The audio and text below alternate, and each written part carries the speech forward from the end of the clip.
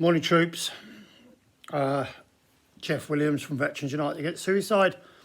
Where to start, really? Start at the beginning. First and foremost, got to say the death of Rob Bromley, personal friend of mine and campaigner, who's done so much for so many people. His loss is tragic, and I'm not in a position at the moment to talk about it. Very upset about it, and just want to send my condolences to Rob Bromley and his family. What a lot of people don't know is that Rob was actually one of my troops. He was in my troop for a long time. If I remember rightly, he was the CO's driver. So I worked alongside Rob when he was at his prime, and makes it even harder to accept. But I think it's a bit of a rally cry, really, and a reality check. Things on the veterans' suicide front, it's a very difficult arena to bat in. And certainly when we started this 3 years ago, when nobody else was willing to pick up the baton, it was tougher, but it's getting easier. It's certainly more commonplace now. People are happy to talk about it, which they weren't before. And we as a group, as a society, we've done major steps forward. But I'm very realistic about it. We ain't going to please everybody all the time. What we're doing in some people's eyes is distasteful, and it only opens old wounds for them. But if we don't say nothing, then nothing's going to change. And the way I'm looking at it is, I'm a bit disappointed when people start looking at Johnny Mercer as if he's the Messiah. Rest assured, Johnny's doing the best he can, or so he says, but obviously no evidence of that at this stage. But there's no point looking at Johnny Mercer and expecting him to turn around years and years, decades of neglect, of reduced budgets. The troops over the years have been put under more and more pressure. The kit wasn't up to speed at one stage. The vehicles wasn't up to stage, wasn't fit for purpose when they went to Afghanistan and Iraq. And I even look back at the medical side of it. Now, when I was in, between 74 and 95, we had two naval hospitals, one in Pompey and one in Plymouth. Now, they were removed because of a wise decision from our government, which has proven to be completely stupid, and they closed down as a cost-saving exercise. Now, how many people over the years would have been treated by those hospitals? Not just the buildings, all the people that worked there, all the expertise. People go in there. I went there and had my bloody wisdom teeth out, for God's sake. I had a minor operation on my back when I got injured once. And, they spoke your language. They understood you. The care was second to none. And they've gone now. That's gone. Never been replaced. And all those people that would have been looked after by the naval hospitals are now a burden to the NHS, because the NHS keep claiming they haven't got the people in place to deal with people with complex PTSD, etc., etc. So it isn't Johnny Mercer's fault. No point pointing the finger at him. It is years and years of politics, decisions to cut funding, to reduce the size of the forces, means the guys have got to go out in the field more than they used to have to. It's just more and more pressure being heaped on the officers, so your NCOs and the men. And I think Afghanistan really stretched us. And the byproduct of that is the PTSD epidemic.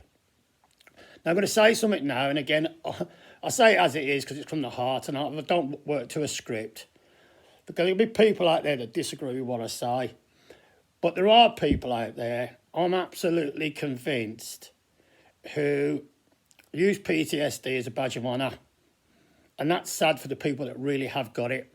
They take up time and they take up resources. Now, what I'm not saying, if you've got PTSD, you've got to reach out. Let's make that plainly clear. But there's a lot of people that are just not dealing with life.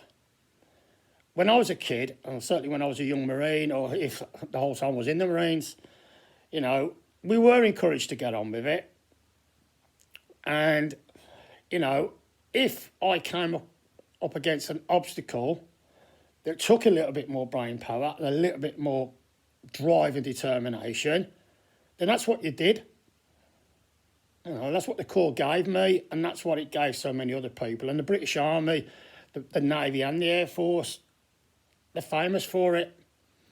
But as soon as you become an obstacle in your life, you can't blame the stress on PTSD, because we all have a stressful life. If I could document what's happened to me over the last 6 weeks, you would not believe it.